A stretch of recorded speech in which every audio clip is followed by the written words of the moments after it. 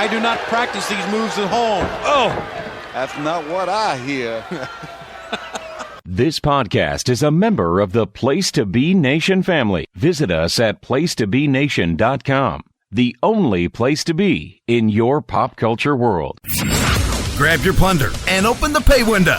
It's time for Survey Says. Get on the edge of your seat. One more for the good guy. Holy smokes. Space Mountain is open for business, getting all up in your area once again.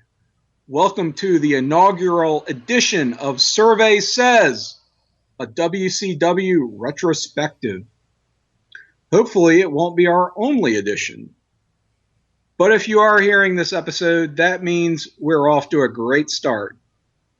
We are coming to you live, as previously recorded, virtually, that is, from the Greensboro Coliseum. 16,000 strong, packed to the rafters on what promises to be the greatest night in the history of our sport. Or possibly the worst. We make no claims to preference or propriety here on Survey Says. What exactly do I mean, and what exactly is Survey Says? More on that in just a moment. Hi, everybody.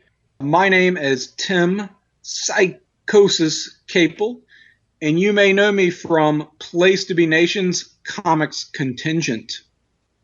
What you may not know, that is because I've never talked about it on one of our great companion podcasts, is that I have a deep and abiding passion for the world of professional wrestling as well. All of that changes tonight. Joining me for each and every episode is my co-captain. He is a voice you've heard across a variety of Place to Be Nation podcasts. He writes about the X-Files and terrible movies starring wrestlers for placetobenation.com. I present to you the Beast from the east of Peoria, Mr. Andy Savage Halleen. Woo! It's great to be in Flair country. Andy, how are you? Are you jacked up and ready to go? Yes. I'm pumped. And did I get all of your names right? Yes, you did. It was great. A great intro. Thank you. Excellent.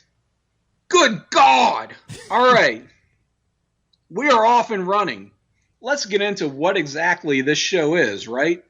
Survey Says, a WCW retrospective, or we'll just call it Survey Says going forward. This is going to be a loving look back at the world of WCW, World Championship Wrestling, warts and all. I don't think we're going to be offering any real defenses against the things they did wrong, but we are going to celebrate the bad along with the good, right? Or stated another way, you and I, Andy, we unapologetically love us some shitty WCW. Yes, I do. Excellent. So, I mean, at the end of the day, we are talking about a company that's been dead for 15 plus years now. You can play the could've, would've, should've game. None of that matters anymore in retrospect. My attitude is that while WCW was frequently bad, it was usually at least entertainingly or interestingly bad. And with the benefit of 2020 hindsight, I think that I more than often find humor rather than despair in that company's blunders. Would that be a fair assessment on your part? Yeah, I was going to say that it has its charm. It has its charms, for sure. And, you know, I feel like we should note as well that we are not wrestling historians. our knowledge and personal interests only go back so far. So if you want to hear things like Luthez beating Abraham Lincoln for the NWA championship in 1847 or whatever the hell, you're just going to need to look elsewhere. Our wheelhouse is not exclusively, but primarily going to be 90s WCW. And that includes the Hogan era. So this definitely isn't going to be to all taste. We get that. But it should give you an idea of what you're in for. All that said, I think this is going to be an educational journey for both of us as we kind of delve deeper into the product and WCW's history. We hope and expect we will find some appeal in kind of the classic stuff, things that were there all along, but maybe has gone overlooked by our generation, which I think we're kind of the same generation of wrestling fandom. So all that is to say, if you are like an old school NWA fan, maybe we'll meet in the middle if you stick around with us long enough. But that may not be the demographic that we're targeting from the outset, to say the least. Does that make sense? Yeah, because the 80s isn't as much in my wheelhouse, but I do like the Midnight Express, and I like Tully and Arn Anderson. But I guess who doesn't like those two guys? But there's still some stuff in the 80s that I like, and I guess over the years, I feel like my tastes in wrestling have almost drastically changed. And so maybe with, I guess, eyes of an adult, I might like the 80s stuff now, whereas it didn't interest me when I was a kid. Yeah, that's a good point. I think seeing a lot of these things through older, more mature eyes, so to speak, you sort of learn to appreciate, this is all the stuff that actually influenced the things that I'm really into. This is what laid the groundwork for my era of wrestling, so to speak. So we are definitely open to and keeping an open mind when it comes to some of the more old school style wrestling, the old school type of shows. It's just we haven't really seen them. So we're going to have to be experiencing those firsthand and giving you our first impressions rather than just, celebrating it from the outset. That's going to be, a new foray for both of us, I think. And we're looking forward to it, but, bear with us, I guess, is the best advice I could give if you're an old school, not so much WCW, but NWA type of fan, because that's not really our formative development as wrestling fans.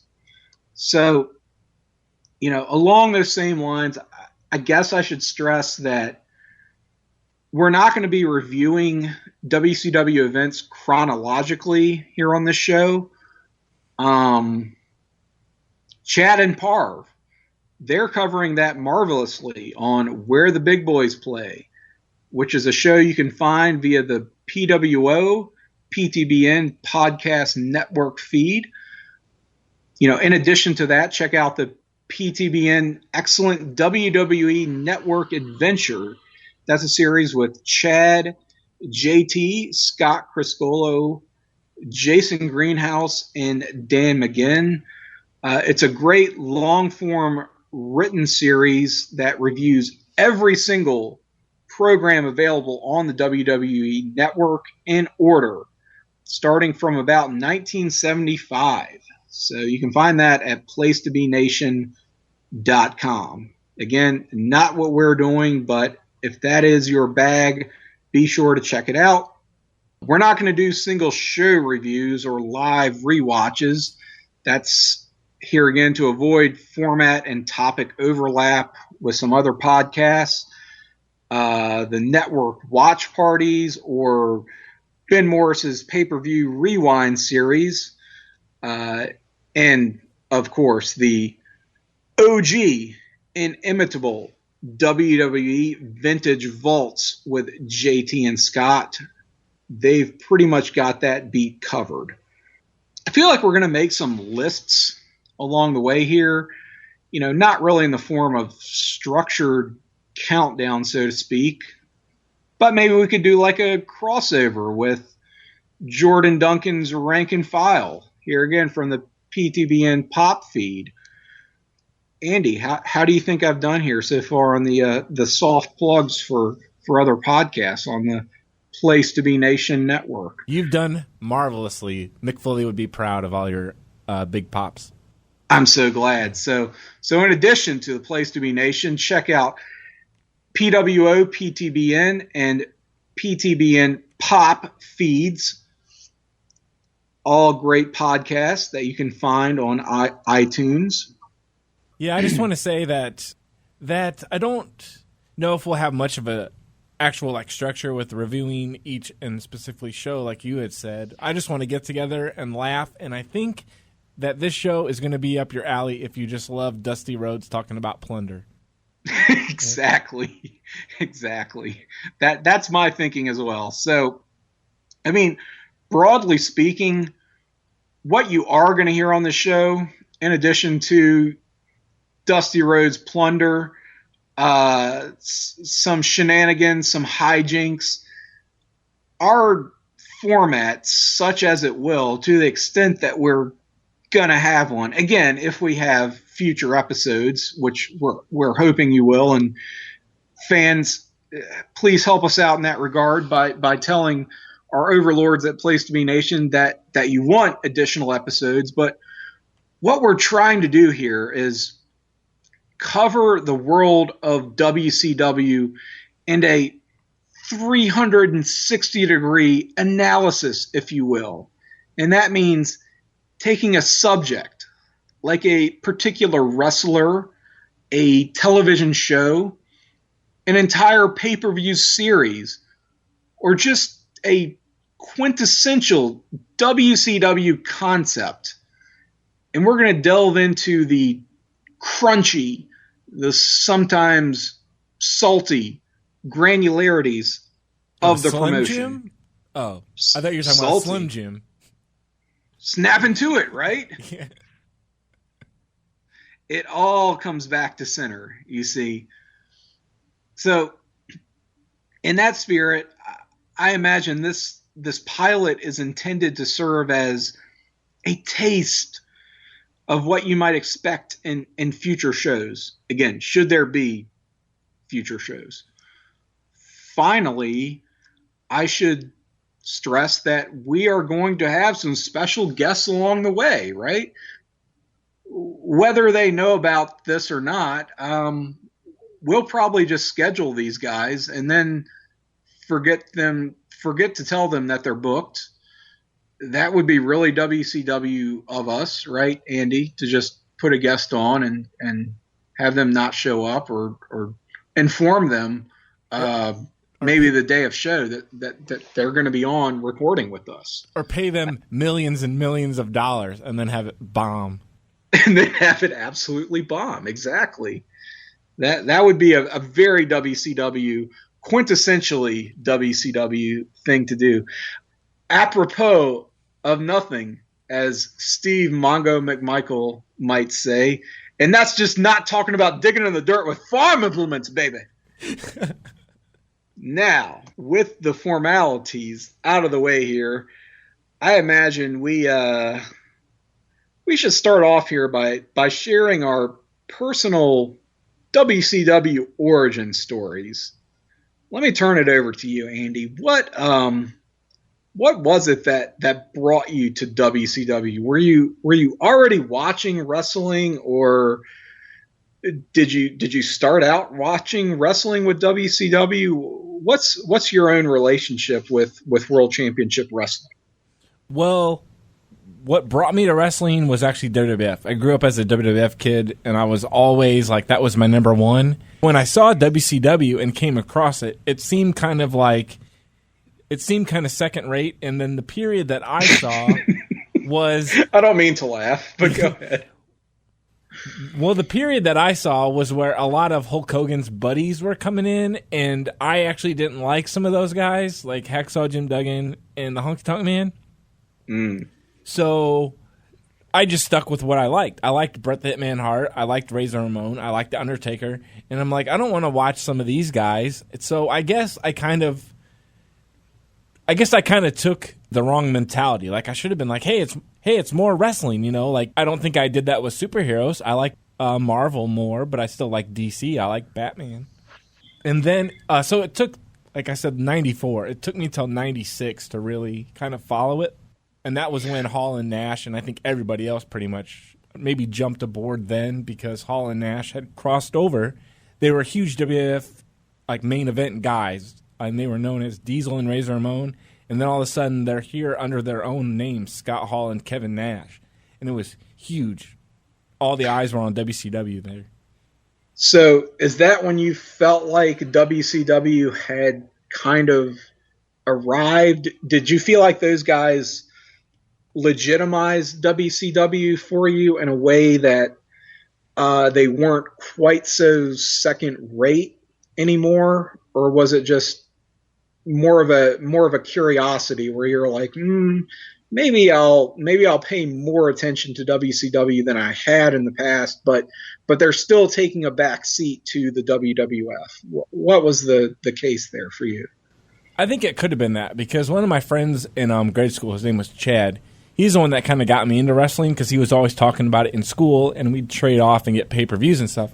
Well, I never watched WCW too often, but I think he loved Hulk Hogan, so that's why he started watching it when Hulk Hogan showed up. And so I'd hear different things from him in school, and he told me one day, hey, like, did you see that Hall and Nash are in WCW? So then that's when I was like, oh, wow, cool, I'll check it out.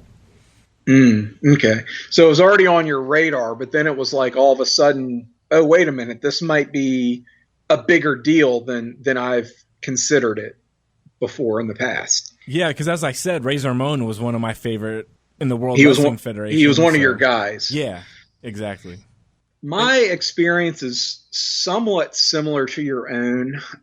I first started watching wrestling with the WWF in, I guess it was the early 90s. It's hard to pin down an exact year because I was always really into Jake the Snake.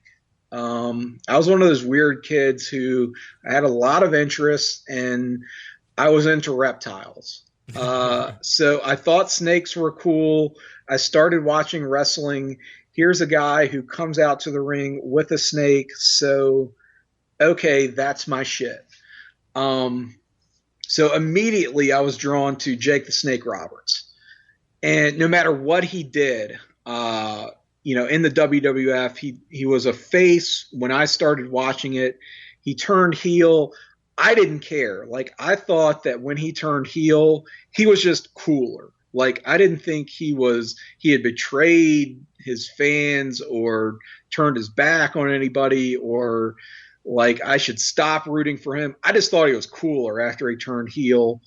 And, you had the great segment with the Cobra biting Savage. And I mean, I just lost my mind, because now he had really just leaned into this diabolical character that was always there around the fringes, around the edges that he had hinted at, but had never quite fully embraced. And now, like, he's just the Snake Man, crazy, off his rocker heel, and I was all in. So the feud with Savage in particular is what hooked me into wrestling. I didn't care what Hulk Hogan was doing. I didn't care what Ric Flair was up to. I didn't care that he had defected from WCW, came to the WWF. I was vaguely aware of these things, but didn't really matter to me. I just cared about Jake the Snake Roberts feuding with Randy Savage and burying the Ultimate Warrior in a graveyard, as absurd as it was, like, I was into it. And then all of a sudden, Jake Roberts was gone. This happened, around the midpoint of 1992. And pretty much as soon as he left, my interest in professional wrestling just really waned. I mean, there were other guys that I kind of liked, but they weren't enough to really keep me in it. Well, you might really love Halloween Havoc 92 then. Well, that may be a discussion for another day, my friend, because I have some very mixed feelings about that show. I was always kind of aware of WCW as a thing. Like you said, they were the second-rate wrestling promotion, right? My dad, I think, was an old school NWA guy where, he was into Ric Flair and Tully Blanchard and Magnum TA and those guys. And he wasn't quite as into the WWF until I got into the WWF, and he would just sort of tell me things like, hey, Ric Flair came over from WCW. That's why he's such a big deal. And Lex Luger, he came over from WCW. And I'd just be like, yeah, okay, whatever.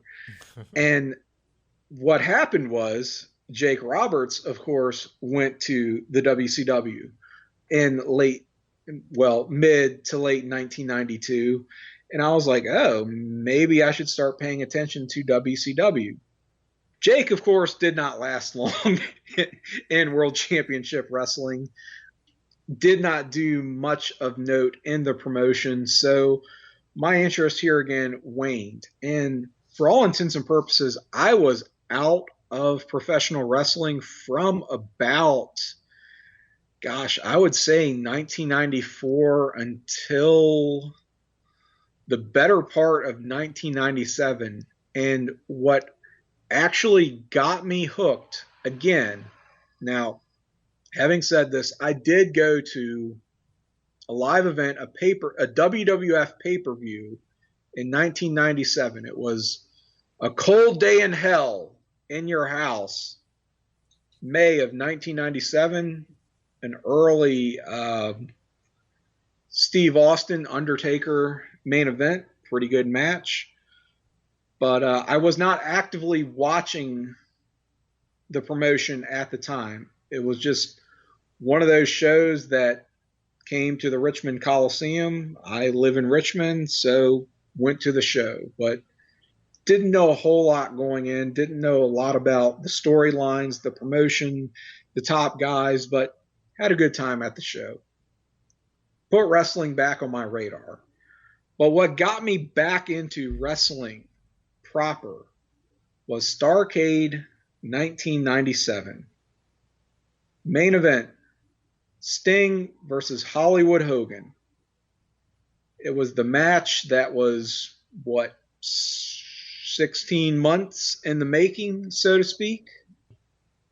One of those deals where my dad's neighbor ordered the pay-per-view over the holidays, invited us over, said, hey, want to come next door, watch the pay-per-view? We're going to order pizza, hang out, just have a good time.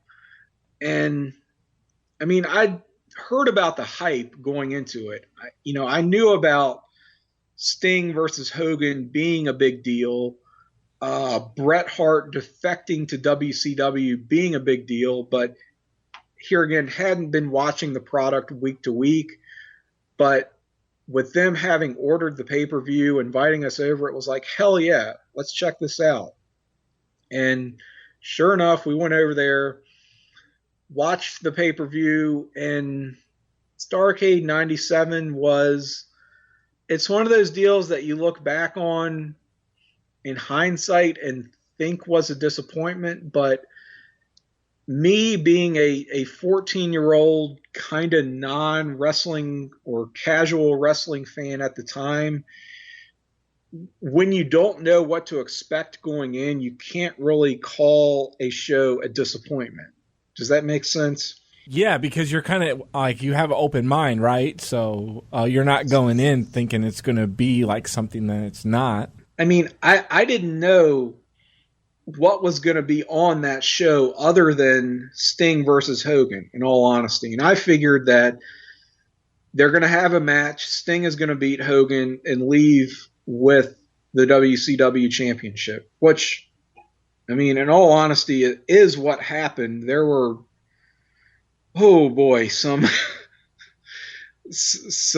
shady dealings throughout the course of that match and the show as a whole.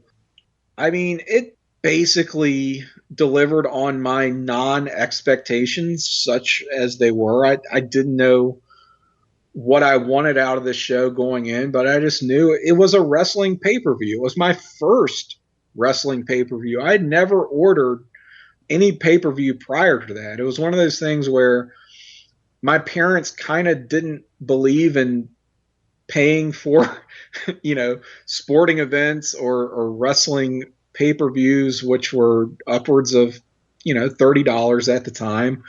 We didn't even have a cable box until I feel like 1995, 1996-ish. So, I mean, that wasn't really even an option for me. That brings me to my second question for you, Andy. What was your first wrestling pay-per-view purchase, whether WWF or WCW?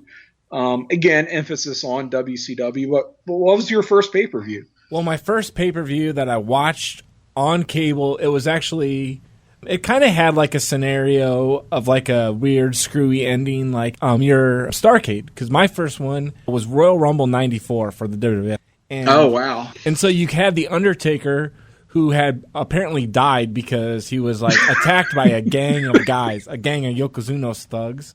And then you had the main event, the Royal Rumble, where it's 30 guys in one match, and that kind of had controversy. It had Bret Hart and it had Lex Luger. Like, they both fell out onto the floor at the same time, so you didn't know who had won, because one referee said one guy won, the other referee said the other guy won, and they didn't really do a whole lot of instant replay stuff back then. So it was like, that's a great point. Not to interrupt you, but something I have observed in watching old wrestling shows, instant replays, it didn't really become a thing, I feel like, until about 97, 98. And having said that, it was the WWF who was showing you, they would put up the double screen, right? The double feature of picture-in-picture. Yeah. So there's this great move that just happened. We're going to show you again while the match is still going on. And they do the replay in the middle of the match. That wasn't really a thing until the WWF started doing it until 97, 98. WCW never really did that. I mean, they would show you at the end of the match replays of the action as they kind of recapped and gave you the summary, the summation of what happened in the match itself. But if you missed something, you were pretty much on your own or had to, nowadays you have to, just back it up on the WWE network if that's what you're watching it on. But it just goes to show the difference between the production quality of WWF versus WCW. I'm not saying WCW wouldn't have gotten there eventually of showing replays via progress within the match itself, but that was something they never really did. And it's something that, as a, looking through our modern lens of, if you missed a move, no big deal, you're going to see it on an instant replay 5 seconds later. That's very much the model today in 2016. But, you go back to some of this stuff from the heyday of these promotions, WCW or WWF, you couldn't take that for granted. It's an adjustment that I've definitely had to make for sure. And sorry to interrupt you, but I think that's a really great point that it just goes to show how much things have changed just in terms of the production and the presentation of the product. It's okay to interrupt. That's kind of my gimmick anyways on all these podcasts, is I kind of interrupt everybody and throw out some kind of random thing. Well, yours wasn't random, but I mean, it was on topic, but... It was a rabbit trail. Yeah. We'll put it that way. I guess you did ask me about WCW, though. What was my first event with them that I ordered? And it was actually a couple of years later. It was in 1997, and it was the Spring Stampede show. And since I was a WWF kid, usually, like, I think pay-per-views are like $30 then, and they were like $20 for the In Your House when they introduced that. Yeah. And since I like WWF, my dad, I think he kind of split them with me. And so since I was like, 13 or something, I didn't have a lot of money. I was like 12, 11, whatever. I didn't have a lot of money. Of course. We should stress that we're about the same age, right? So we're both like, we're in our early 30s right now. So we would have been, 13, 14 back in 1997, 1998 at the height of the Monday Night Wars, which is what we're largely talking about right now. I guess what he had said when I wanted to get a WCW one was he was like, I don't know what WCW is. You have to pay for that with your own money. I only ordered 2 WCW ones, not because of the money thing, but it was because, mostly I was WWF. But I did get 2 WCW pay-per-views, and I saw a third one at a buddy's house. And they were all around the same era. But the Spring Stampede, I remember that being really cool because I was really hyped for the DDP Macho Man feud, which was the main event. And then there was the Outsiders and the Steiner brothers, and they had that thing where they didn't have a title match like at Super Brawl, but then they didn't have one at another pay-per-view because there'd always be some screwy thing like the Steiner brothers getting ran off the road. So here was finally supposed to be the big match, and then it still didn't happen, but you had Rick Steiner against Kevin Nash. You had a one-on-one match for the tag titles. Right, yeah, it was Nash and Rick Steiner. It was a singles match for the tag team titles, right? Yeah, so it's kind of the two guys I didn't like as much. I liked Scott Steiner and Scott Hall better, but I mean, so I still got kind of screwed a little bit. That's a good point. That's something worth pointing out. Like in so many tag teams that later split up and became singles guys, there's always you could look at one guy had strengths in one area and the other guy would have strengths in another. But with the Steiner's brothers, was Rick Steiner better at anything than Scott Steiner? In all honesty, I mean, you always look at there's the breakout guy, and with the Steiners, you could say Scott was the breakout Steiner brother. But was there anything that Rick could do better? I feel like there wasn't, and that's not really a knock against Rick. It's just Scott was better in every regard, really. I mean, he was a better talker. He was a better worker. I don't know about better talker. Come on. Well, but I like that he had the Hurricane Rana. Neither of them were very good talkers, but if you stack them up against each other, I mean, come on, this is applying some revisionist history, but the Steiner math, all the stuff like that came from Scott. I mean, just the ridiculous stuff. You can't call it good on the mic, but it's entertaining if nothing else. I mean, Rick Steiner, he had a mini feud with Chucky before Halloween Havoc 1998, and that was really embarrassing. That's the kind of stuff you never saw Scott have to deal with. So, but anyway, another rabbit trail on our part. But I really appreciate that you got into WCW. And your first pay-per-view was Page Savage 1, which was an excellent match and what put DDP on the map, really. I find it kind of amusing that your dad just didn't give a shit or didn't know what WCW was. It was like, well, you're on your own for this one. Sorry. I don't know what this shit is. Yeah. So he would go halves with you on WWF. Is that what my understanding is? Yeah. But not WCW. Yeah, or even like the Royal Rumble ones, because those usually fell like around my birthday. So I guess I always said, I want that for my birthday party. And so I didn't have to pay for that one, and we'd usually get pizza and like cake. I'd kind of have more buddies over than usual. Usually it was just me and like my friend Chad that I mentioned earlier. I'd go to his house or he'd come to my house. It was usually just the two of us. The birthday one, I kind of went all out more. So were your parents into it at all? Like, did your dad like like WWF, or was it just that's what he had heard of and that's what he was familiar with and just, kind of tolerated it, or was it just, he liked WWF and did not like WCW? Well, I actually don't know if he really would be like a fan, but he would sit there and he'd watch it with my friends and I, and then, way back like in 94 when I first was really getting into it, I had a bedtime, and it was usually like 8 o'clock because I had to get up earlier in the morning, earlier for school. And so what he would do on Mondays is he would record Raw to VHS for me, and then I could watch it like the next day. Usually what I wanted to do was Tuesday. I wanted to wake up earlier and like watch it before school. That way I could talk to my friend in school about it, and I wouldn't have to wait till Tuesday night, which put it back to Wednesday. I wanted to talk about it right away. So he was always, I guess, supportive of it as a hobby, but I don't know if he really liked it or not. Or I guess really liked it like I did, I guess. But my mom, she would sometimes like watch it too, and she really liked Scott Hall. I guess she said she had a crush on Scott Hall.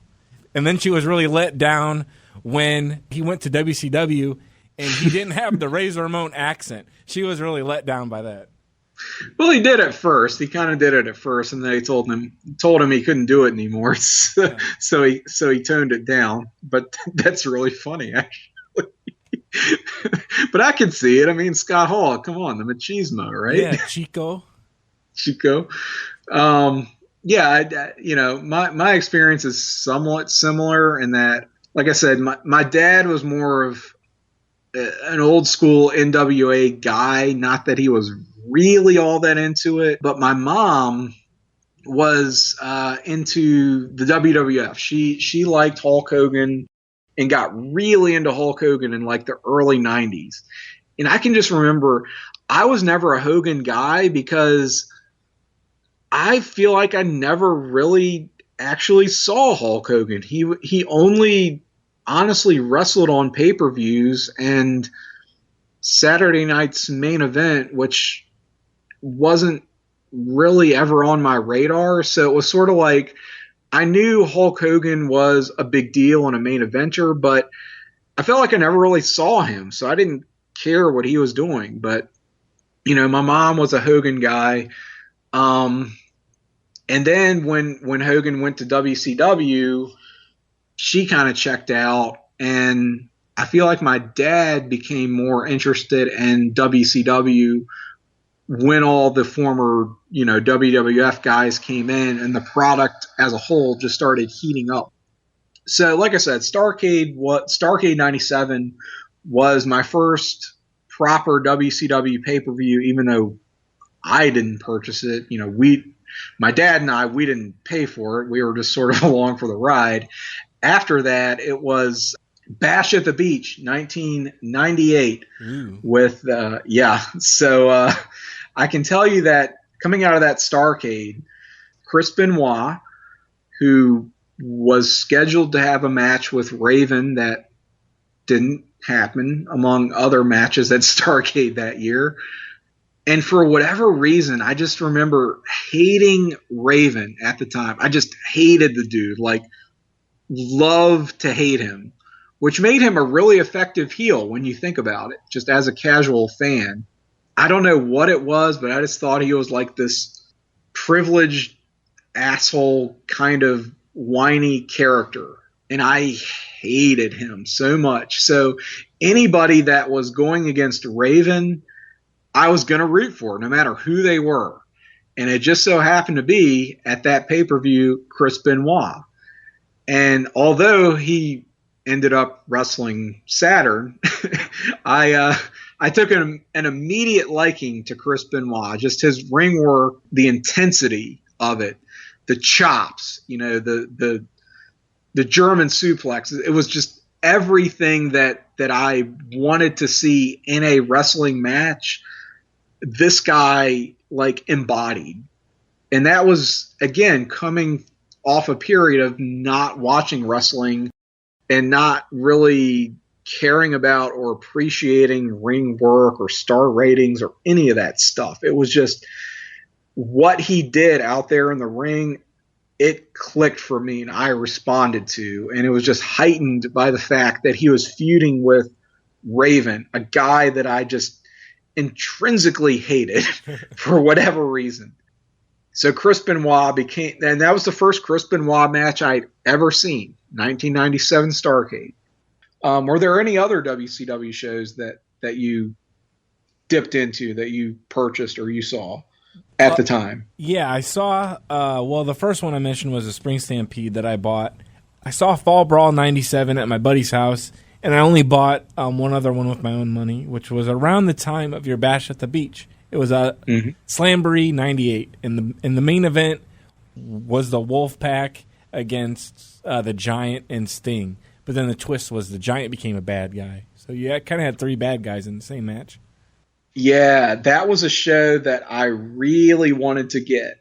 Leading into the show, you had DDP versus Raven and the Bowery death match in the cage. Yeah, that was the cage where I think he was hanging from the top, or he did something. I think it was Kidman, wasn't it? Kidman was hanging from the. Oh, maybe that's what it was, because all the flock came in there. He just killed all of them, and that was the blow off to DDP Raven, which was a feud I was so into. That was a show I was definitely anticipating after Raven beat DDP at Spring Stampede for the U.S. title. And I was like, oh, man, now this is where DDP is going to get his revenge. And that was the big blow-off to their feud. And that was the funny thing. Raven and Benoit is what kind of hooked me into WCW, more so than just, the main event scene of Hogan and Sting and, the big picture stuff that they were doing. I got into Benoit and was super into his feud with Raven. And when DDP injected himself into that, it was like, oh, this is what I am down for now. So you had DDP and Benoit at Super Brawl in 1998. You had the triple threat with DDP, Benoit, and Raven at Uncensored. And then it was, it kind of just transitioned into DDP versus Raven as the feud. So it was like all the stuff I was already kind of into on the fringes that just brought me more and more into the product, which I don't know if that was deliberate or just a coincidence or what. Like I said, I had Benoit, who I was drawn to right away, Page and Raven, who I hated, and whoever he went against, I was going to be rooting for. And as soon as it became DDP and Raven, I was like, this is my shit right here. And I figured, Slamboree was going to be the big blow off to DDP and Raven's feud. Looking forward to that. You had the main event of, like you said, Sting and the Giant, and the Giant going NWO Hollywood after the NWO split, which was intriguing as a new fan of WCW. Didn't they also have there's also Macho Man, the Brett Hitman at that show too, and I really liked Macho Man, and I really liked Brett, and Brett was like my WWF guy at the time, and then I really liked Savage, so it was a pretty cool match. I can't remember if it was good or not, but it was enough that I was excited for that show. I feel like people kind of shortchanged it at the time, but I think that's kind of a good match, actually. I know I watched it not too long ago and thought, this is not as good as it would have been in, 1993, 1994, or whatever, but still kind of not half bad. Bret Hart was not well served by much of his WCW run, but for what he got and for what that match was, I think it was pretty good, actually. And I probably sound like a WCW apologist, which, whatever, fuck it. But that was an actual match that happened and wasn't marred by interference or, time constraints or whatever. I think they had a pretty good match, if I recall. Wasn't there also a Goldberg Saturn or Goldberg versus the Flock in a like a gauntlet match sort of thing. Yeah, I think it was supposed to be a gauntlet, but then I think Saturn just said he was going to do it all by himself. Just said fuck it and took him on. And then there was the Chris Jericho like battle royal thing where it was the cruiserweights, and then Dean Malenko was in disguise and got his match. Yes, so that was the battle royal for the cruiserweight championship, which Cyclope won, right? Yeah. So Cyclope wins the match. He's going to go on to face Chris Jericho. It's like, well, that's a little bit surprising. Of all the participants and all the cruiserweights here, it's Cyclope, but takes the mask off in the great swerve. It turns out to be Dean Malenko, who'd been off WCW programming for the better part of a month, and yet was more over than he had ever been throughout the course of his feud with Chris Jericho. Jericho talking about how Malenko was the man of 1,000 holds, he's the man of 1,004 holds, and was making fun of Malenko and his family and his wrestling proficiency and this, that, and the other. It was good times in 1998 WCW. That was a pay-per-view that honestly I wished I had gotten after the fact. So again, you seem to have pretty good taste here with starting out with Spring Stampede 97, which was a great show, Slamboree 98, which may have been the best WCW pay-per-view of 98 now that I kind of think about it. So you knew how to pick them, my sir. Oh, well, you know how you were saying that you're not really a Hogan guy? I guess I seem to pick the shows to watch that were not really Hogan shows. Yeah, he was not to be found on Slamboree, was he? Let's move on to any live events that you attended for WCW. Did you go to any house shows or live nitros or I was actually going to ask you the same thing on the next topic, but I attended 2 WCW shows. You said you went to a WWF pay-per-view. I've never been to a pay-per-view before, but I did go to a WCW house show, and then my second one was a Thunder. It was live, so that was pretty cool. When was that Thunder? Was it? Do you remember what matches or what the card looked like at the time? Yeah, and I still have a VHS tape of that I put on a DVD because I remember it was a week or so after the Slamboree show, and it was the very last day of 8th grade, and it was Thunder was that night, and it kicked off with the Booker T and the Benoit best of 7. I think it was the 3rd or 4th match in that. Oh wow! So you saw one of the best of 7 matches. It was a really good match. I've recently rewatched it, and it was pretty cool. But then the rest of the show, it had that Jericho and the Dean Malenko thing where Jericho, he was yelling at him, "Give me back the belt! Give me back the belt!" And he just gave it to him by hitting him in the face. He was disputing Malenko's win at Slamboree, right? Since he wasn't the guy who was supposedly he wasn't officially part of the battle royal, right? So he was disputing that. Yeah, so he did technically give it to him by popping him in the face with it. So you saw a pretty good show, actually. That's when Thunder was a pretty decent. It was the secondary WCW program, but it was still they were still doing it live. It still pushed the storylines because you still had the fallout from the Slamboree because you didn't know there was the controversy over they're partners but they don't like each other, and so the Giant, he came out and cut a promo. He said something like he was going to be the only champion and it was going to belong to the NWO. So he appointed, I think, Bryan Adams as his partner. Of course. Well, that was when Thunder was pretty much the to WCW what SmackDown was to the WWF when it first started. I think they beat which was still a pretty big deal show. I mean, it wasn't Nitro, but it wasn't that much of a step down. Like you said, it still pushed the storylines. It was a live show. So yeah, you could potentially be in for a pretty good night if you went to a Thunder around that time. Unfortunately, my only WCW show that I attended was also a Thunder, but it was in early 1999. Ooh.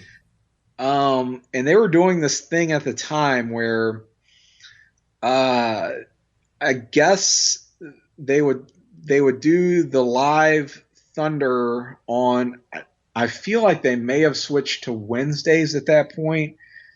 It might have still been on Thursdays. I don't remember exactly, but they would do the live broadcast, and then they would actually tape the following week's Thunder at the same time. Yeah. So yeah, see, I think they shortly after the Thunder that I saw, that was the end of 8th grade. I think they came back around in the fall of '98, and they had already started doing that because somebody said they saw 2 Goldberg matches.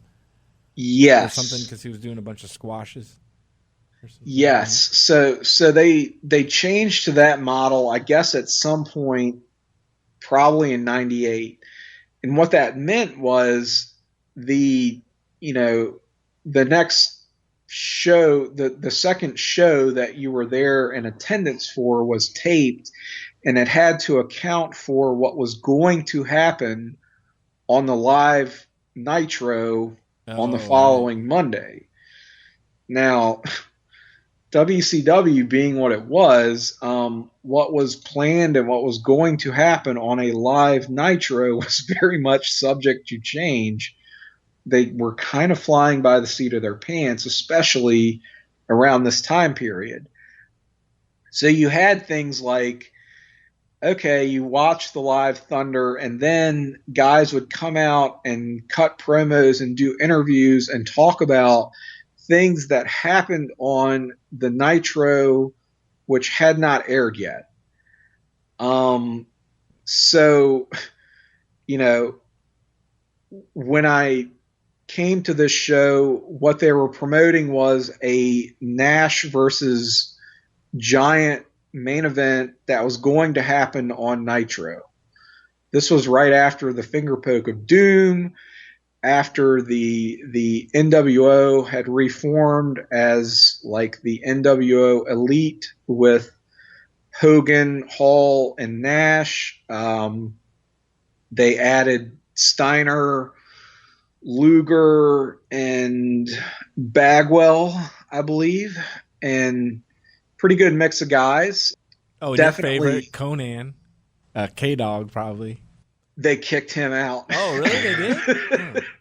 This was after they kicked him right out after this happened, which I was very happy with because I've always fucking hated Conan.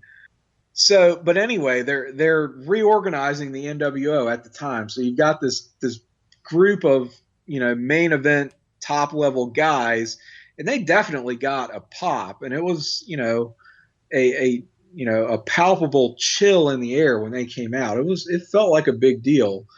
But Nash would be cutting promos and talking about how he's going to beat the Giant and prove that he's the Giant Killer and the only Giant in WCW, this, that, and the other.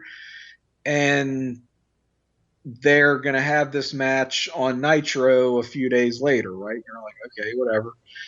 And a couple hours after that, same group of guys come out, and Nash is talking about how he proved he's the only Giant in WCW.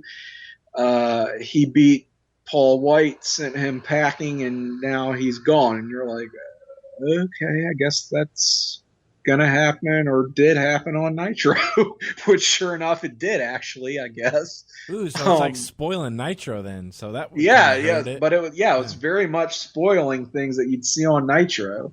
And this is also when Chris Jericho is feuding with Perry Saturn, and they have the loser wears a dress match at, I think, Sold Out, or maybe it was Slamboree, one or the other.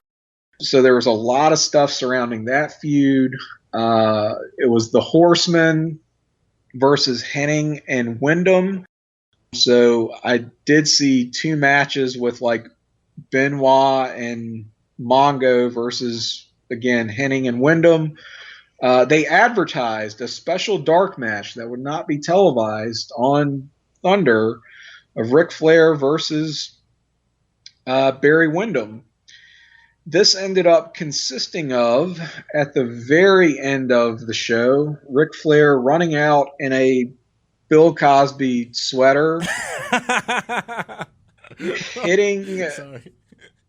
hitting Barry Windham with brass knuckles, slapping the figure 4 on him, and getting the win. It was, you can call it a match, but it was about 15 seconds. That sounds worth the $20, $30 ticket right there.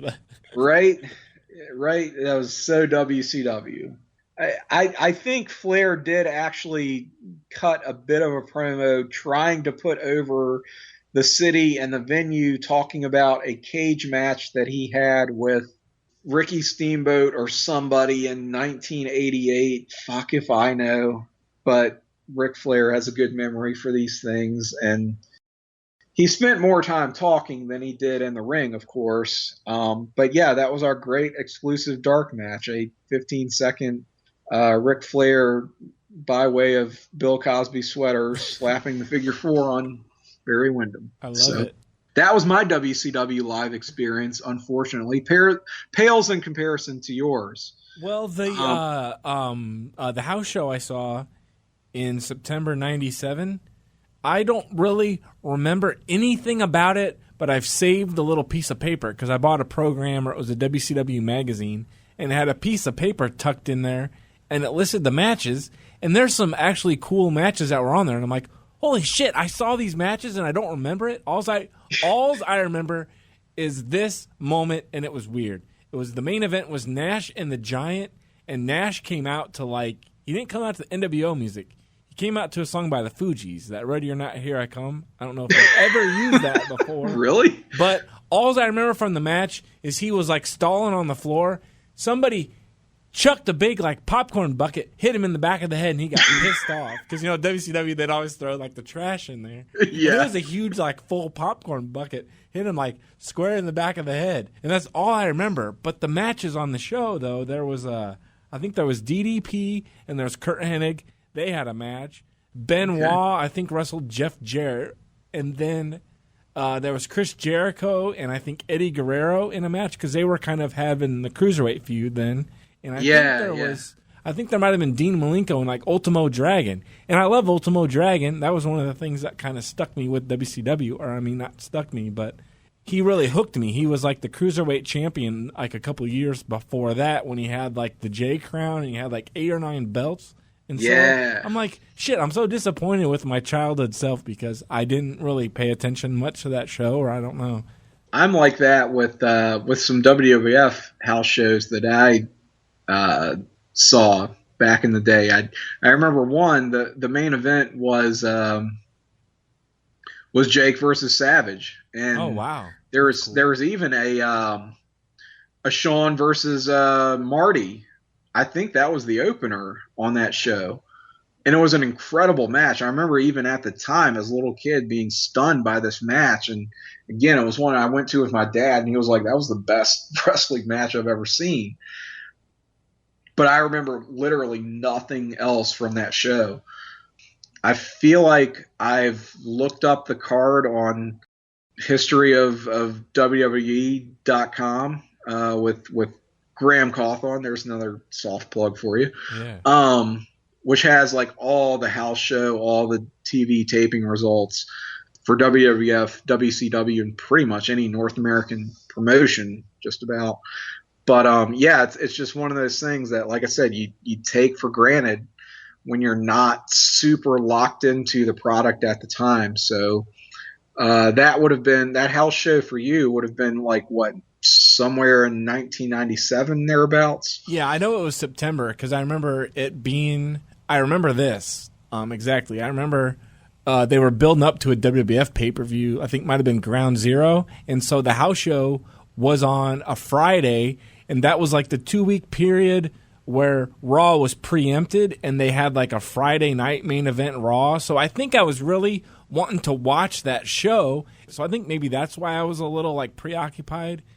Like I said, it's one of those things that if you're not a WCW guy, which, admittedly you weren't at the time, then you probably aren't going to remember or appreciate the show for what it is, but you can look back on it and be like, wow, I definitely really saw something or missed something there.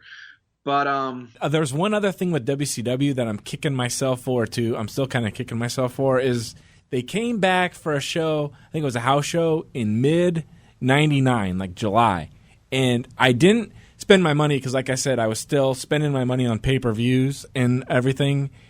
And I think at that point I was spending my own money because I had a job, so I was paying the full price. And I didn't pay for the WCW show. I was paying for the fully loaded pay-per-view. And then I think Jericho showed up a few weeks later on Raw. That's when they did the countdown thing and he debuted. And I'm like, man, I wonder if Jericho had been at that show or not, because it was kind of borderline. And I remember, I don't know if it was around that time or not, but I remember like later on looking at his website, and he actually had a list of every single match that he ever wrestled. I don't know if he still does or not, but he had a list on his website, and it said Peoria, July like 15th or something, and it was Eddie and Jericho as heels against Kidman and Ray. And I'm like, oh, motherfucker, why did I not go to that? On that note, we've got to go into a commercial break and pay some bills. Stay with us. Don't turn that dial, and we'll be right back.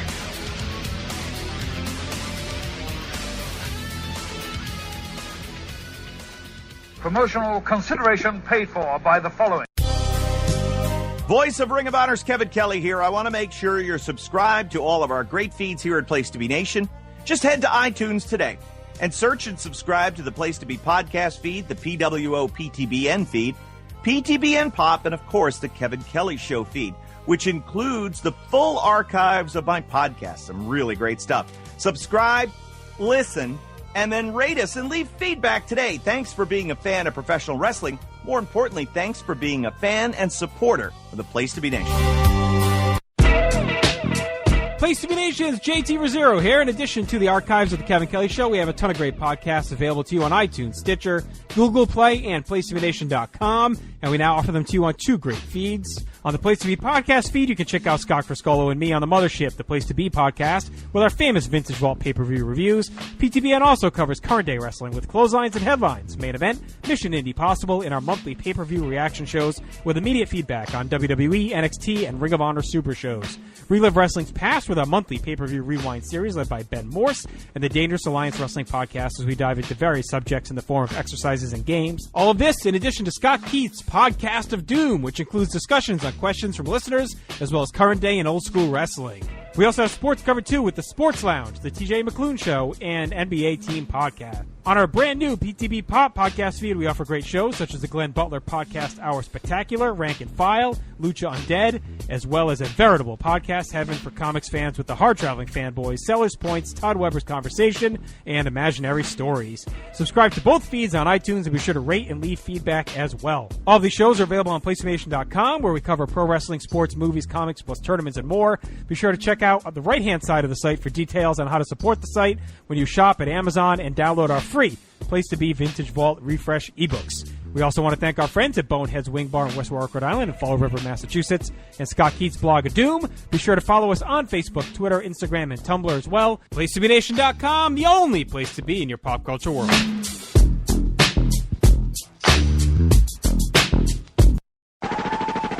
This is Parv, and I'm here to tell you to listen and subscribe to the Pro Wrestling Only Place to Be Nation podcast network. That's the PWO PTBN podcast network, where you'll find a ton of in-depth shows done by hardcore fans. We've got Chris Zellner's 1-2 punch of Exile on Bad Street, and with David Bickenspan, a smash hit Between the Sheets. We've got Wrestling Culture with Dylan Hales and Dave Musgrave, Goodwill Wrestling and the reaction shows with Good Old Will from Texas. We got This Week in Wrestling with my man Pete and Johnny Sorrow, Stephen Graham and Tim Livingston's Pro Wrestling Super Show, Tag Teams Back Again with Kelly and Marty Sleaze, and a ton of other great shows too.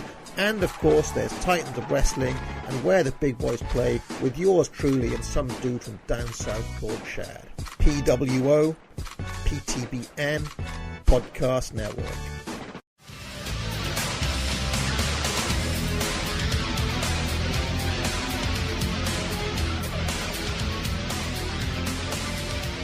Ladies and gentlemen, we are back, coming to you live, again, as previously recorded, and virtually from the Greensboro Coliseum with our second segment here on the pilot edition of Survey Says, a WCW Retrospective.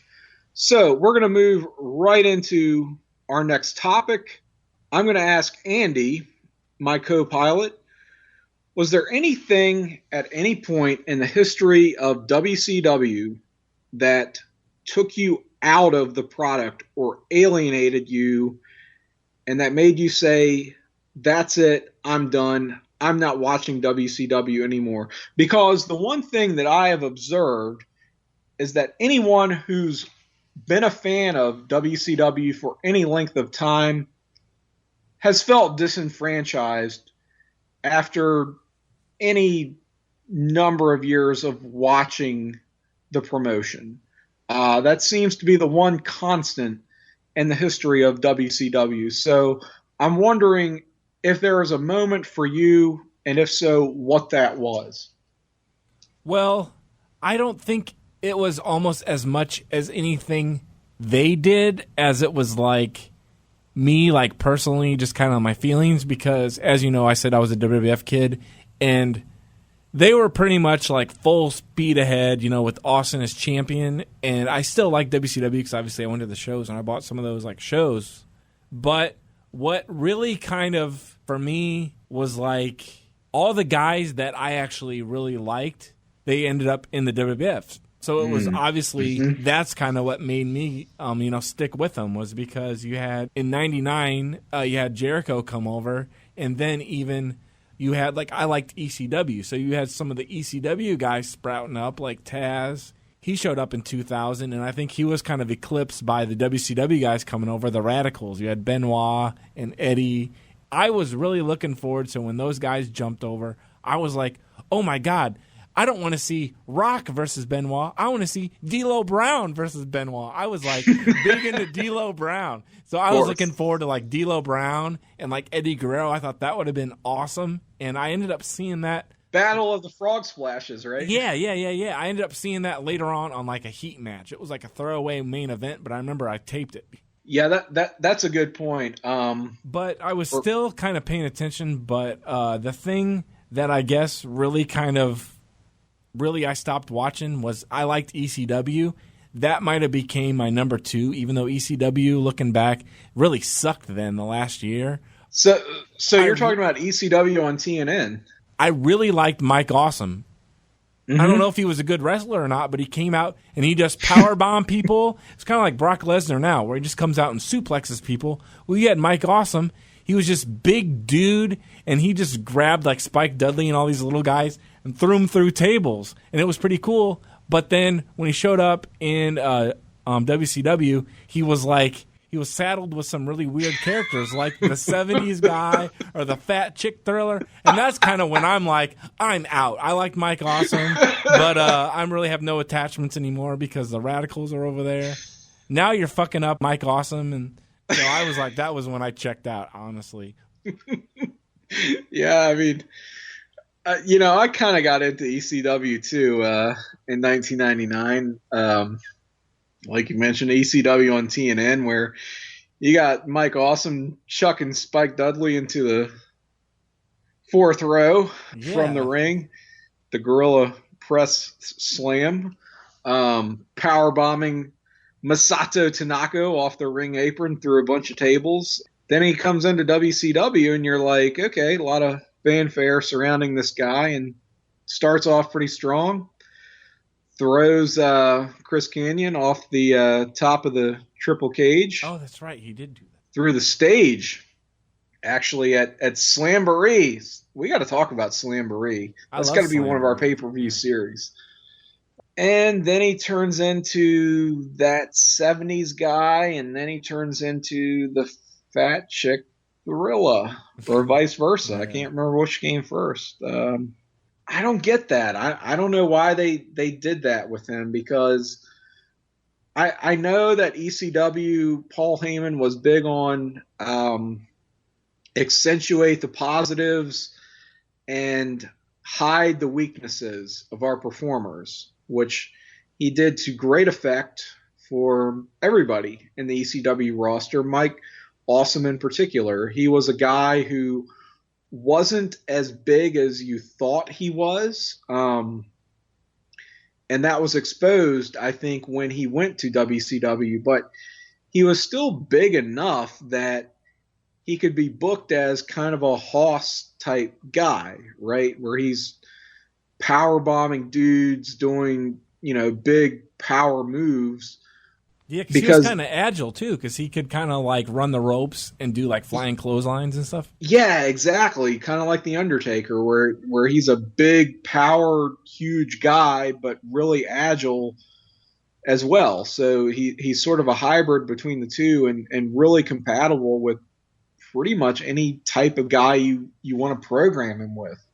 And you've got him doing these stupid gimmicks, which I guess you can chalk up to Vince Russo, but no, I feel you on that. As far as when you checked out on WCW, for me, I feel like it was around the same time. Well, I take that back, because what happened was I had purchased Halloween Havoc 1999, which was actually, it's considered the first Vince Russo booked WCW pay-per-view, but the show was pretty much put together before Vince Russo had arrived. I feel like Kevin Sullivan actually put that show together, because he was handling much of the WCW booking during that brief interim period between Bischoff and Russo, which wasn't half bad, to be honest with you. Would he be responsible for that Road Wild 99? Because I remember kind of liking that. Yes.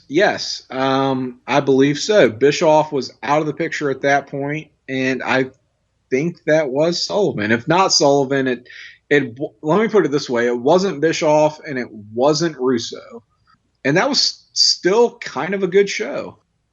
I mean, it had some kind of dumb shit, like the main event of Hogan versus Nash in a retirement match, which was like, kind of coming 5 years too late, whatever. But, I mean, it wasn't horrible. It's very watchable. It was just like everything else WCW did. It had a really strong, like, undercard with, I remember a bunch of tag team matches, like the Filthy Animals were on there. And then you had the DDP and Benoit in a United States match? Yeah, you had DDP and Benoit, which Benoit went over really strong. A tag opener, like you said, the Filthy Animals, and there was a brief stable called the Deadpool with Raven and Vampiro and the Insane Clown Posse, ICP. But yeah, like you said, a strong undercard. There was a Sting Sid Vicious match, Goldberg killing Rick Steiner, I'm pretty sure. That was one that was a show I did not purchase, but I actually got to see while I was on vacation. This is another aside, which we're going to become famous for. On vacation with my parents at the beach, and for whatever reason, normally was it a bash at the beach? It was Road Wild. Oh no, I was just saying you were at the beach, and I was like, so was it a bash? Well, it turned out to be a bash at the beach, because we were there from like Sunday to Sunday. So it was the first day we'd actually gotten there and, got unpacked, got settled. We're just seeing what the television situation was, as you often do when you're out of town at the beach, whatever. And, with pay-per-views, typically it's going to be Scramble Vision if you didn't order it, right? Yeah. So I put it on. I don't know why, but I put it on whatever pay-per-view channel that it would have been, expecting Scramble Vision, not thinking I'm actually going to watch anything, but just sort of for shits and giggles. And guess what? It's unscrambled. We've just got a random pay-per-view that's unscrambled that we didn't pay for whatever reason. Maybe whoever was there before us had done something to manipulate the box. I don't know. Got to watch free of charge WCW Road Wild 1999 with my mom, who, like I said, was really into Hulk Hogan from back in the day. And it was just fun, when you're on vacation to not, expecting to watch a wrestling pay-per-view to have it just pop up there. So, that again is me being a little bit biased towards that show, probably because I got to see it for free and can't really, it's hard to criticize a pay-per-view that you're watching for free, right? Yeah. So, but I still feel like it's not a half bad show. And, going into Fall Brawl, which I did not order and did not see at the time, still seemed okay. That had a very odd Sting heel turn, which didn't quite take because people still cheered him because they were tired of Hulk Hogan.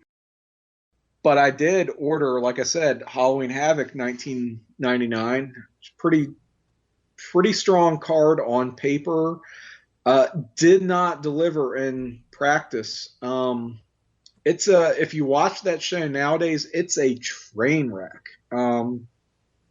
I can remember hating it at the time because it was just such a disappointment. I went in with such high expectations, such high hopes, and it was a complete letdown. Like there was a Goldberg Sid match, their first match, and I'm just like, okay, this is gonna, if nothing else, this match is gonna, blow the roof off the place. And it was kind of nothing. It was Goldberg punching Sid over and over and over again until the ref calls the match off due to blood loss. Oh man.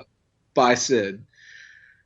Again, a letdown at the time, but to watch it today, it's like Sid is bleeding like a stuck pig. He really hits a jigger. You can't say it's not a violent match. It certainly is, but not the match I wanted going in. Like, I wanted a Hoss match where they're, hitting, power slams and choke slams and jackhammers and power bombs and everything on each other, and it was not that at all. Yeah, because I remember at that time, wasn't Sid? He was like the Millennium Man. He was the Millennium Man. Yeah, that's what they were playing it up as.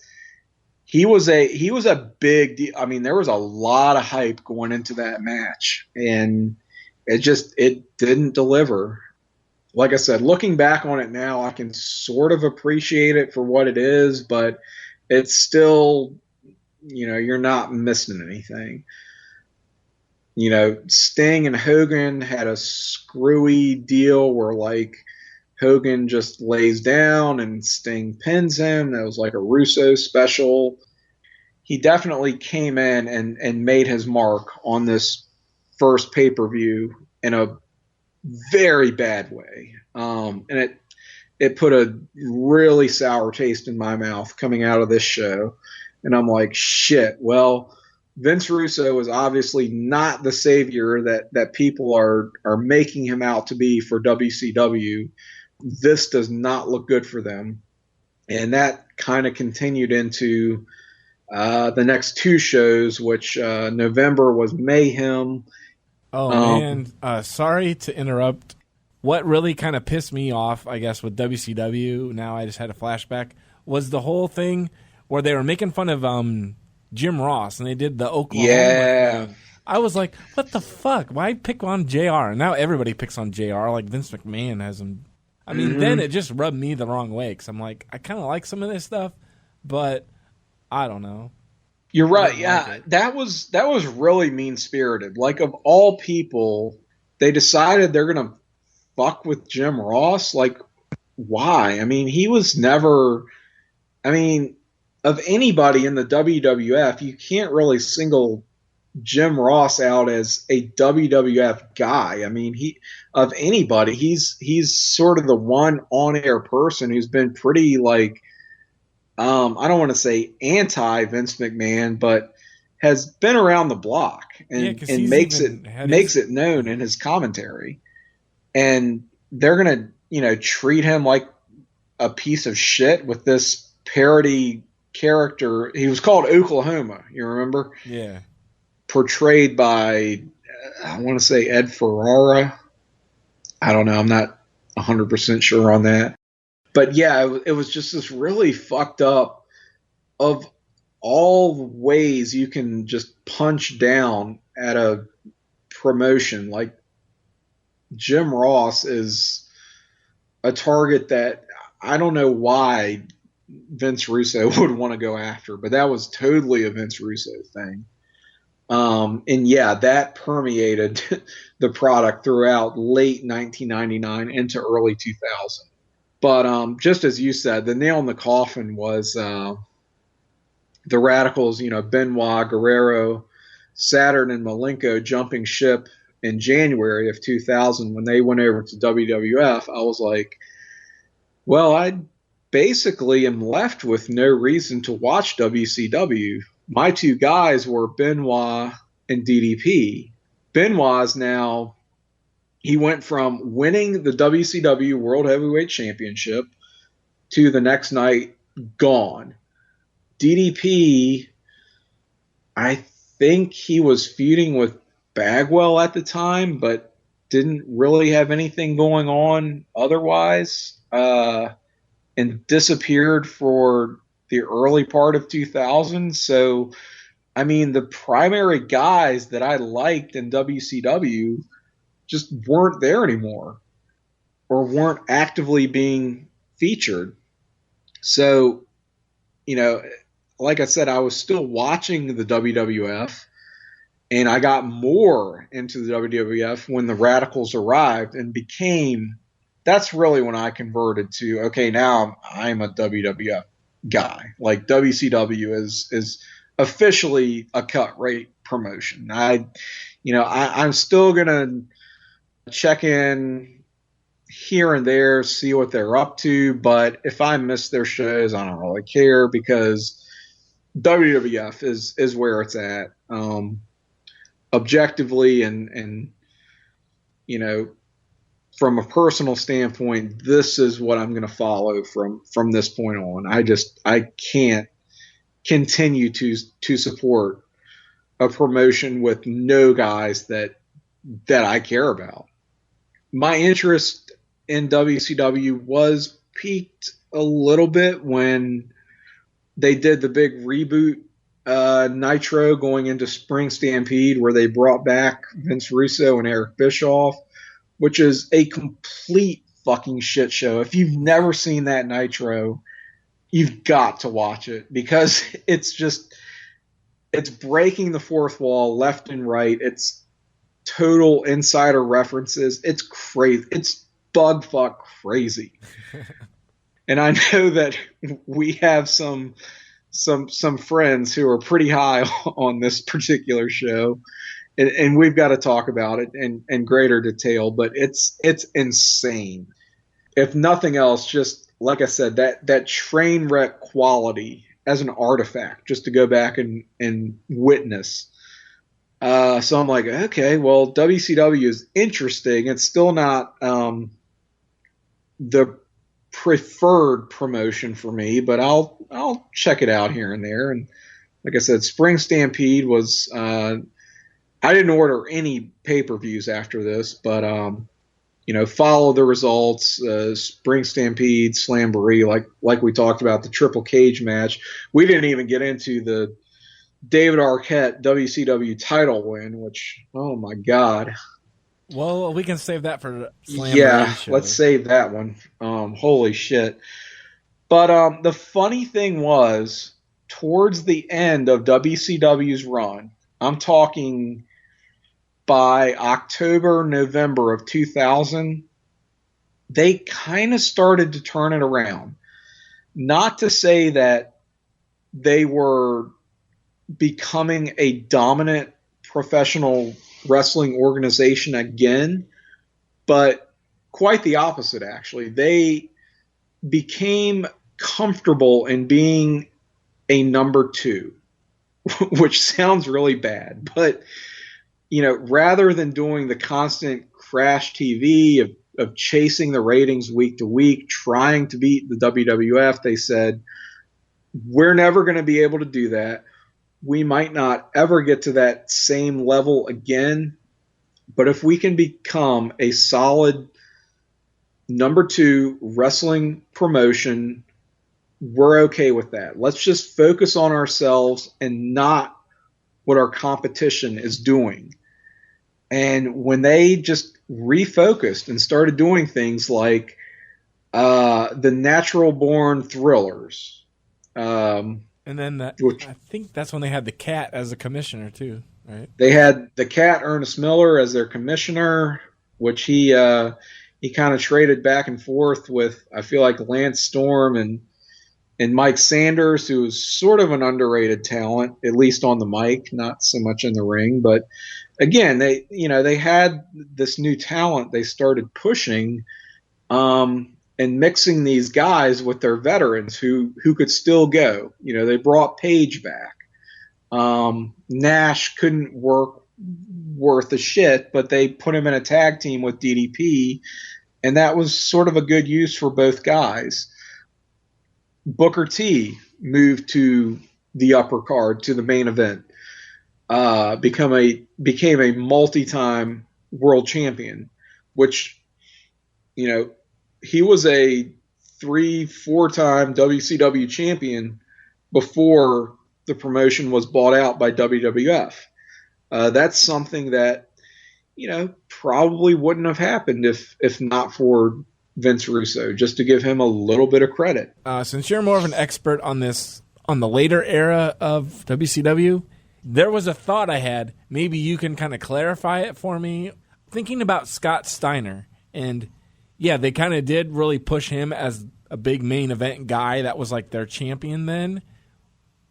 Isn't that, I know he was Big Papa Pump like ever since 98 when he first went heel, but isn't that the quintessential Big Papa Pump? He finally came into his own in like 2000, because that's when... Yes. It seemed like that's when he had Medeja. He was talking about the Freaks, and I can't remember him doing really all that before that point, because he was Big Papa Pump, but I can't remember him ever like having all the catchphrases or whatever before that. No, you're absolutely right. They didn't strike when the iron was hot with Scott Steiner, it seemed like. He was always the breakout member of the Steiner brothers, and they didn't even split them up until early 1998. And Steiner was still a singles guy that they pushed, but didn't really get behind very strongly until middle of 2000 probably. And you're right, it was when they brought in Medeja and had him doing the promos with the Freaks, and he was beating up the commentators and the interviewers and all this shit, and just basically acting like a madman. Yeah, because I guess I couldn't think of anything that he had really done noteworthy in like 99, or like maybe I'm kind of no, I can't either. Something. I really can't either. In 1999, I mean, he was there, he was around. It's not like he was injured or anything, but he was just kind of a mid card guy. I mean, he was a strong mid card heel, but they never really pushed him beyond World Television Championship, World or U.S. Championship. It wasn't until late 2000 that he got the WCW title, which he won off of Booker T, I think, in November, I want to say. I mean, it was late in 2000 when they really started pushing him. And he was absolutely the guy going into 2001. And like I said, that's when WCW decided, we're just going to focus on what we need to do as a promotion, what makes sense for us, not to try to compete with the WWF, because we're a long ways from being able to do that. After so many years of just squandering the opportunities that we've had, we've just got to refocus here. And they were doing a good job of that in late 2000 and early 2001.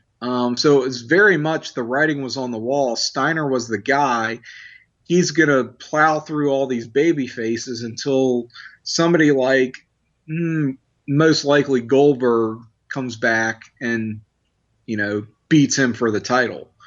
But, they were definitely building him up and rebuilding the promotion in a way that they really hadn't done in years past. They refocused, they tried to recenter, and ultimately, it all came to an end.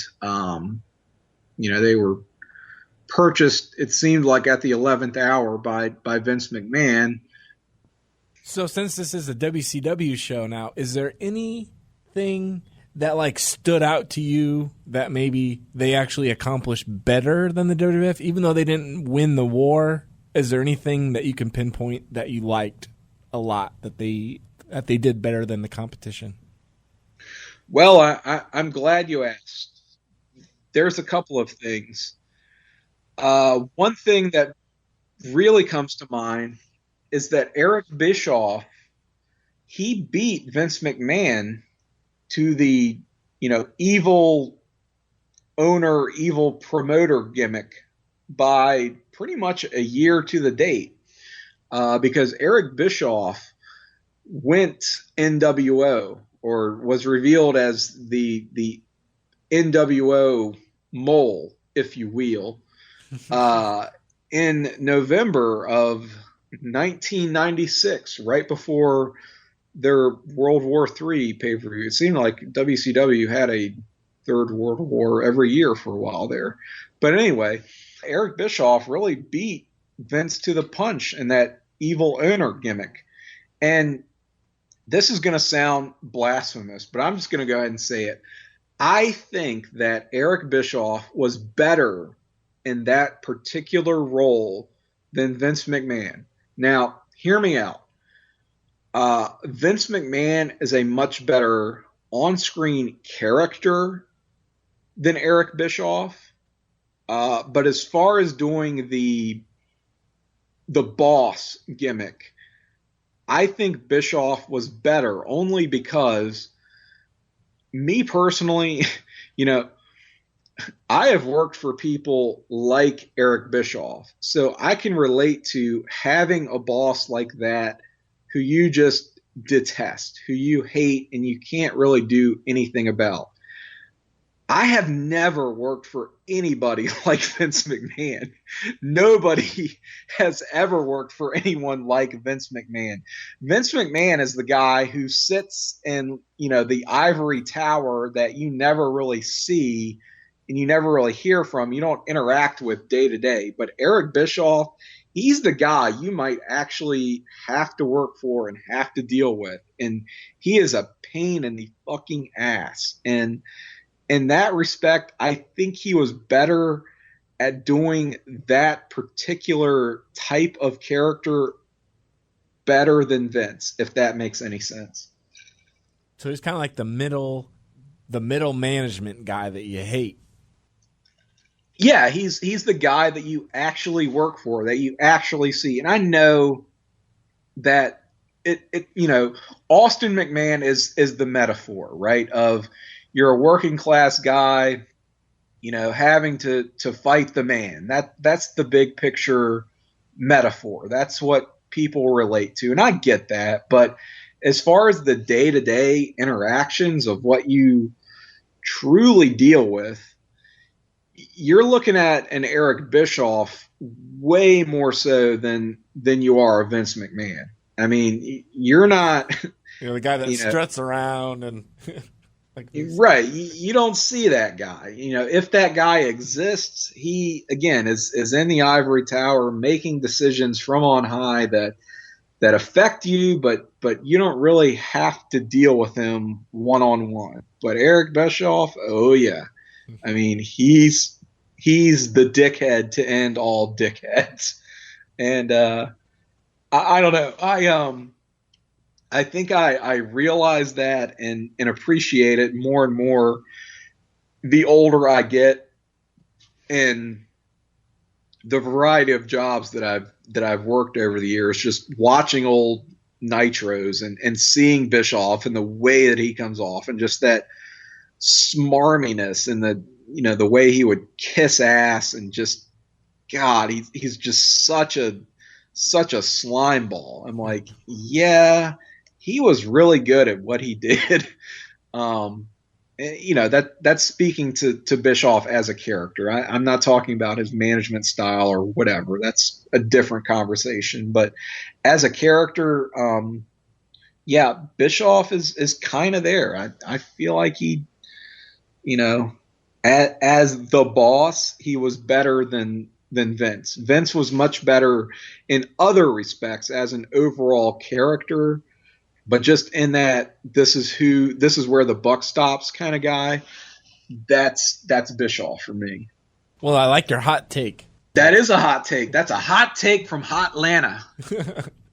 What have you got? What did WCW do better than WWF for you, if any? Well, I had one thing written down because I was kind of putting this idea around in my head, and I kind of liked at first. I think my first answer that I would have would be how maybe it really wasn't a money-making thing that we know now, but it was cool visually, was all their locations like Hog Wild, and then like even Bash at the Beach, like they had a Bash at the Beach on an actual beach, and then the Spring Break Nitros. It was just the cool. Spring Breakout Nitros, that's a good one, yeah. Yeah, then WWF was almost always in an arena. Like I think they had the Shotgun Saturday Night thing, but I didn't get to see it, but they were in bars, and that was kind of cool. But they were predominantly always in an arena, and WCW, they would always be doing something different, kind of to mix it up. But actually, here's my real answer, is that... no, I not to interrupt you, but I think that's a great one. Some of the things production-wise that stand out for me, people talking about how WCW was the inferior promotion from a production standpoint, but those Spring Breakout Nitros that was a unique presentation. I remember, in '98 from the Club La Villa in somewhere in Florida, I think, and Sting, rappelling down from the fucking helicopter, which is crazy. Oh shit! Yeah, he did. Giant throwing Scott Hall into the pool. Somebody always ended up in the pool on those Spring Breakout Nitros. I mean, that was definitely a unique presentation that you did not get ever with WWF at the time or even to this day. I mean, the stalest thing you can point out about the WWF product was their arenas and their overall just presentation. It was always, this is how Raw looks, this is how SmackDown looks, and it's only been in the last couple of weeks that they've decided to shake it up with their brand split, but who knows how long this is going to persist before we start thinking, okay, it's really same old stale shit here again. That's a really good point, but yeah, sorry, go ahead. Here was my actual answer that I came up with the other night when I was actually watching the show and I was texting you about it.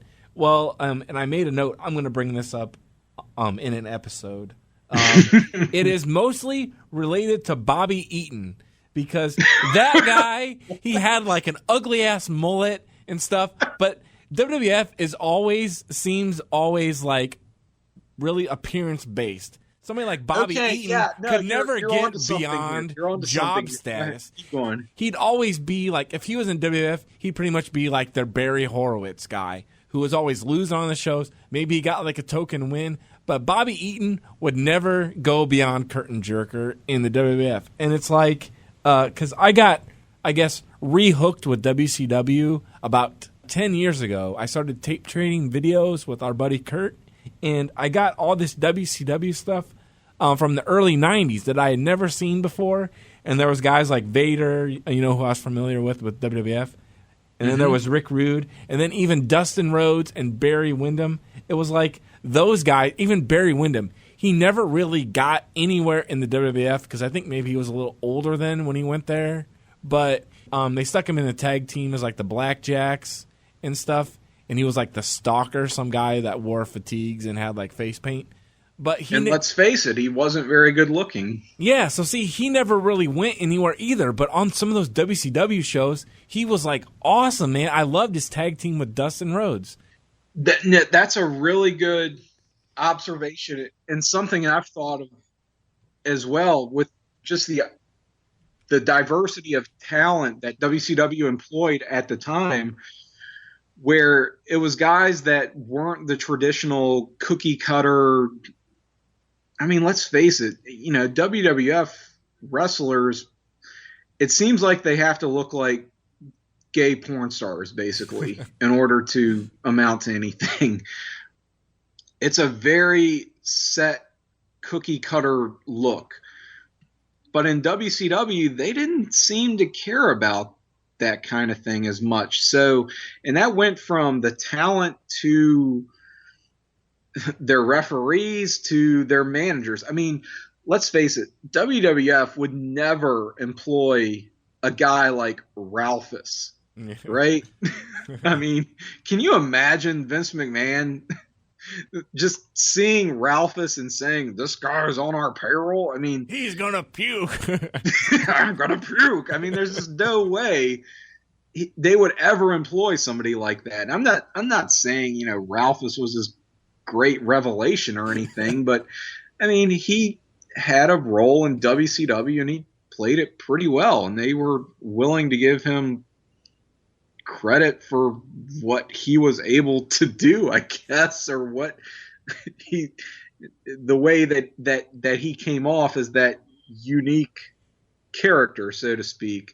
Even their referees, I mean, we've talked about, I've joked with you about Scott Dickinson. I didn't think we'd get into this here, but Scott Dickinson, God bless him. I mean, the guy looks like he's totally out to lunch in every match. I mean, he looks like he does not know his ass from a hole in the ground. I mean, but I guess he was a fairly capable referee. I don't know what his credentials were prior to coming to WCW, but here again, another guy that just based on appearances alone, Vince McMahon, the WWF, would never employ. Just never. Oh, wait. Wasn't Ralphus like a truck driver and then they just kind of gave him a spot or something? I think so. Does that ring a bell? I think that was the story, at least. I don't know if it was true, but I feel like that's what they said. And Chris Jericho or somebody just found him, met him at a truck stop or something, and recruited him. And that's how a lot of guys got their jobs in WCW, it seemed like. They just, met the right people, made the right connections. And here again, it didn't matter what the aesthetics were. If they were good at whatever it was that they did, they could get a job. Daphne Unger, who was the manager for David Flair and Crowbar, which maybe they're another argument to notch in this category, but she's somebody that would never work for the WWF. Just doesn't have the right look, whatever it is, but had a pretty good niche in WCW. And that's something that WCW never went through their periodic spring cleanings like the WWF/WWE does, where they would lay a bunch of people off en masse. They would keep people on the payroll and kind of forget that they still were getting a paycheck. I mean, the famous example for so many years was Lanny Poffo, the former Genius who worked for WCW I don't know how many years and didn't work a match for several of those years, but was still employed by them.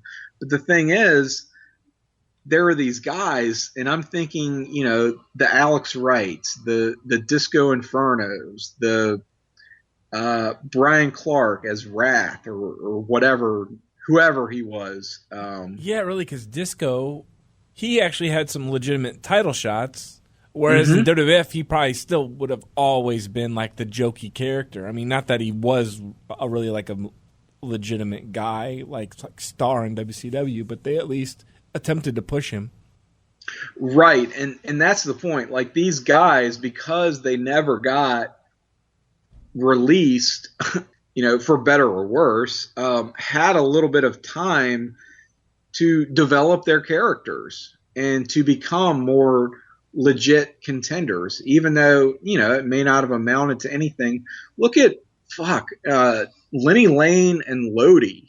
I mean, for God's sakes, they still are footnotes in the history of professional wrestling in the grand scheme of things, but they were guys that would have gotten cut within a year, two of a WWF tenure, and they were around for years in WCW, and it became this tag team.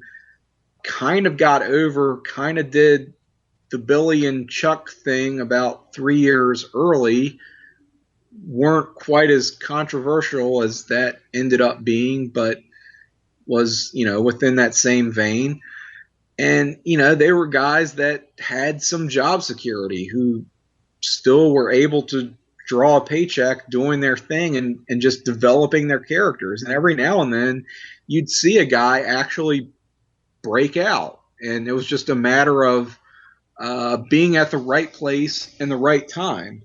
And nowadays, that's really something that doesn't happen anymore. If you don't take off right away when the company wants you to, you're basically dead in the water and rowing against the tide. Yeah, or even like Damien Sandow, didn't they just kind of kick him out? Oh, that's a prime example. That's an excellent example.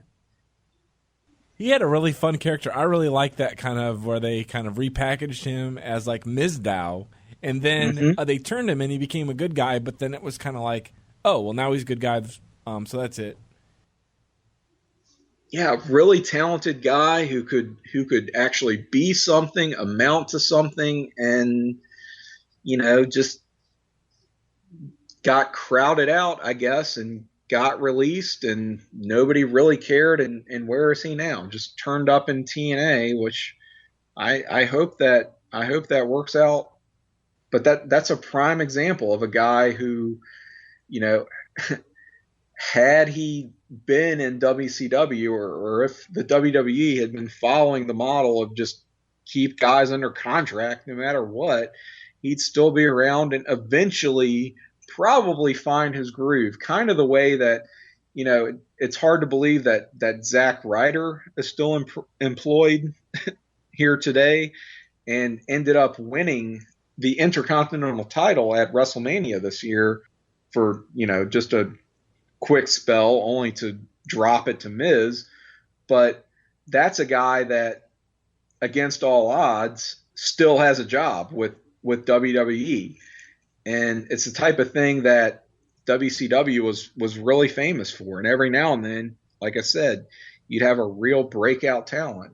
It's hard to believe that Disco Inferno started with them in, I want to say 1995 and was around until the bitter end. Yeah, or even actually to go along that same line, like Chris Kanyon. I was watching Bash at the Beach 95, and he's, I think, one of the lumberjacks in the Flair and the Macho Man match. So he must have been like a jobber in 95, but he was still there all the way through the end through gimmick changes like the Mortis character and then the Kanyon character and all the different variations on that. Yep, that's a better example actually than Disco, really, because Kanyon really became something, especially towards the end where they started pushing him. He did this thing where he usurped DDP's gimmick, and he was doing the canyon cutter on random people, which got him over very strong. DD me. DD me, yeah, doing the DD me thing. Courtesy of of one Mark Madden. But yeah, he's a great example of a guy who really broke out towards the end there in WCW. And of course, a lot of that talent got squandered in the WWF by way of the invasion, but that's not for us to harp on because enough words have already been said and written about that, I feel like. But yeah, prime example. You're right. Absolutely. Yeah, just the diversity of talent employed in WCW and the longevity that they had is really saying something. What else have we got? Oh, two more things in particular, actually, real quick. One of these you're familiar with, the other is not. There's not a lot to be said about this because it's just a straight up observation that, it's an objective observation, and that's that Lex Luger, he can't straighten his legs when he gets knocked down. He's incapable of it, right? He gets knocked, whether he gets knocked flat on his back, his knees stay bent. If he gets knocked and takes like a front bump, on his chest, on his stomach, he will immediately roll over onto his back with his legs bent, knees up. I don't know if his knee pads are too tight. I don't know if his t-shirts are too tight. Shirts are too tight.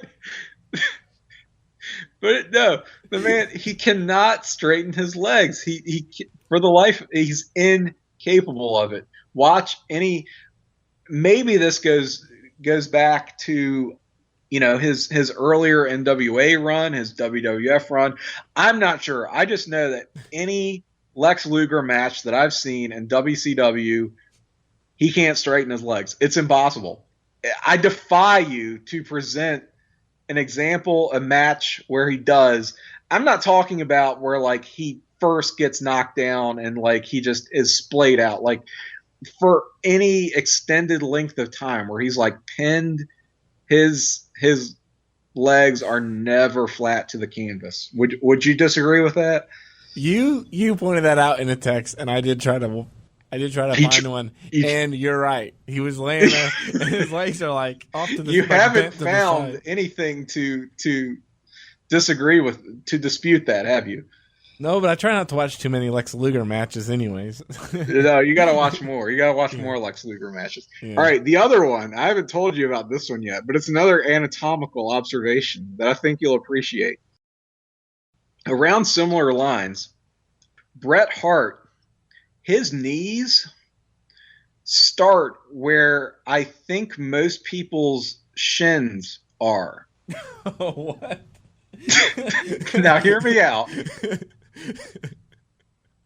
I was watching a Bret Hart match the other day. I can't remember what it was, but the random thought popped into my head that Bret Hart's knees are very low to the ground. I think this is why he's able to apply the sharpshooter as well as he can, as well as he does. Like, because of this anatomical difference, it enables him to like have a lower center of gravity or something where he can pop that move on better than most people. Like, who does a sharpshooter better than Bret Hart? Sting does basically the same move, and it still doesn't look as good as Bret Hart's sharpshooter, right? Correct. Maybe a guy like Benoit, but Benoit is, he's shorter than Bret Hart. He's, lower to the ground, period. Bret Hart's a taller dude. But I swear to God, his knees start where our shins normally are. His knees are just lower on his body. I don't get it. I don't get it at all. But watch some Bret Hart matches and you'll realize it. For some reason, now I'm thinking of, did you ever watch King of the Hill, like Cotton the Grandpa? Now I'm thinking of yes! that. He didn't have shins at all, but he didn't have any shins. This is Bret Hart for real. I mean, there's no trouble getting around or anything. It's not a physical impediment or anything. It's just it's the way he's put together. His shins happen to be much lower. His knees happen to be much lower on his body than most people, and that's why he's able to excellently execute his finishing maneuver, the sharpshooter. Well, that's so why I haven't shared that with you previously, but you need to look out for that from now on. Yeah, and I love Bret Hart, so I'll have to take note of that. It's kind of like what my mom said about like Mark Mero when she saw him in the WWF as a wild man. Tell the people what your mom said about She said Mark something that he has like no waist or something. Like he's just a torso and then hips or something. Like there's no weight. And it is kind of weird. He does have a weird body. It's true though, because I distinctly remember he would wrestle in like his boxing trunks, right, in WWF. When he was Marvelous Mark. When he was Marvelous Mark Mero, exactly. So he would jack up his trunks before he went up to do the shooting star press, which admittedly looked pretty impressive. But when he jacked up those trunks, it didn't look like he was any different, really. So that supports the theory that he really had no waist. He was just all torso and legs. Which was that true when he was in WCW as Johnny B. Bad? Did he have a waist at the time and it just disappeared into all torso at some point? Like I don't know. I don't know either. I never really paid much attention. It's just something that I always thought of that my mom said. So I threw it out there with your kind of. Yeah, he didn't wrestle in boxing shorts in WCW. He just wore like traditional trunks, didn't he? Yeah. Right. So. Yeah, it was the same style as when he was Wild Man. He had like the little undies and then a little Speedo thing. Yeah. So I don't know. Maybe he lost his waist at some point. Gosh. Wow.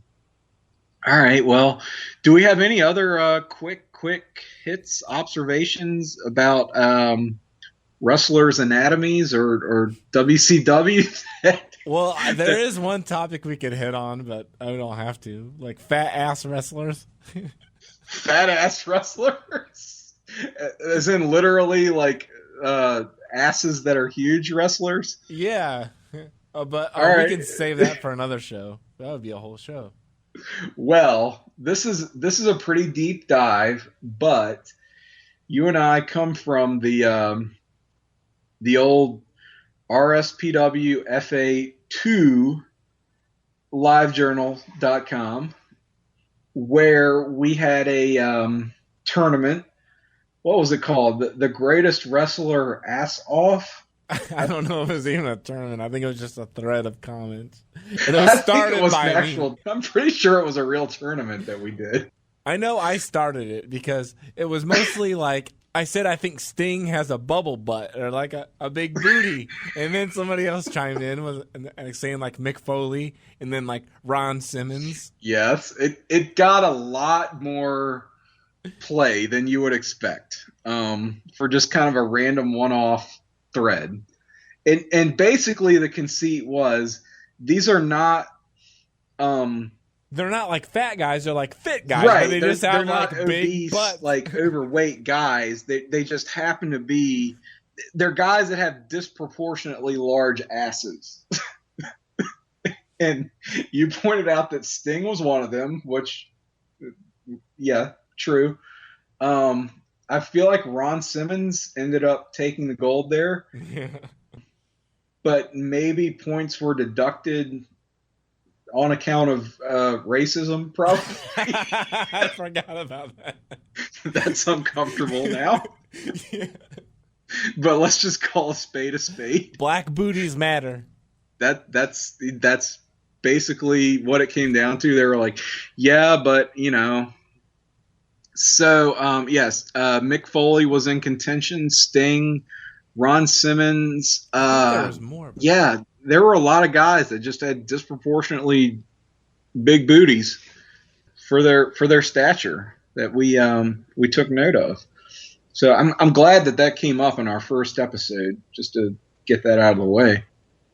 Feel free to bring to our attention any more that we might be overlooking, because this should still be going strong here in 2016. I think it was the ass off was what it was called, wasn't it? Or something like that? I think it was called the ass off. I'm pretty sure. The ass off.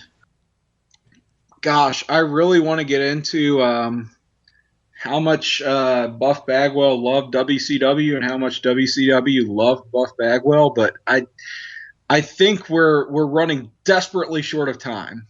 I don't think we can do that on this telecast. Here's one final thought that I have, because if this continues and we keep talking about WCW like this, I have now signed up for the network. I didn't want to, but I've recently signed up for the network because I own a lot of these shows, but I needed to fill the holes because I want to watch all the Starcades. And I just got to say that I hate you for it, Tim. Because now, you hate me. Now I'm giving WWF more money. And like I said, I'd rather pay half price because I only want to watch WCW. I don't care about the new shows. So there's going to be so much stuff that I'm not even going to watch. So it's like I'd rather just pay like $5.99 for like the Bash at the Beach. Well, I rather would too, but I'll just look at it this way. I'm happy to pay $9.99 even if I'm only going to watch WCW programming. Or maybe they could deduct $1 off mine because they don't even have Thunder yet. They could give me a coupon. You and I are the only two people in the world who are just waiting with bated breath for the WWE Network to drop like all of the Thunders before stuff like, I don't know, WCW Saturday Night, WCW Pro, Bracket Pro, yeah, WCW Worldwide, and the plethora of old school territory promotions that they definitely have the rights to and have their hands on and just haven't released yet. I would be, nothing would make me happier than if all the Thunders just all of a sudden appeared on WWE Network like tomorrow. Even ahead of Saturday Night, in all honesty. But I want both. I want Saturday Night and I want Thunder. Those are my two like holy grails. I want the mothership. I want to go to the pay window. The pay window, yeah. Hey, look, as long as we don't say or refer to ourselves as the mothership at any point, because the Vintage Vault has acquired the assets to the mothership as a property. So if we ever say that we are guilty of podcast infringement, and there will never be another episode of the show. So we need to be mindful of that. And me pointing that out it is not should not be taken as an example of podcast infringement. So I was very careful never to reference that particular in connection to what we're trying to do. I'll just edit that out. Beep. There you go. All right, so I think that about wraps it up. This was our inaugural edition of WCW Survey Says. If you would like to see future editions of Survey Says, please let us know. Topics that you would like to hear discussed, drop us a line. We as hosts hope to get better over time. That's sort of a given. We definitely have some ideas on tap. Our next episode, should we get there, could be considered The Gathering, if you will. So take that for what it's worth. So are we on a collision course for The Gathering? Maybe on a collision course for The Gathering. We'll have probably some controversial opinions if you hadn't gathered from this episode. But that's the type of thing you can come to expect here from Survey Says. So bear with us. if you enjoyed the show. I sure hope you did. Let us know if you didn't. But at this point, we're out of time. Please tune in to the new adventures of Robin Hood on TNT alongside Movies for Guys Who Like Movies. And check us out every week, every month on the Place to Be Nation podcast network. God willing. God forbid. Goodbye!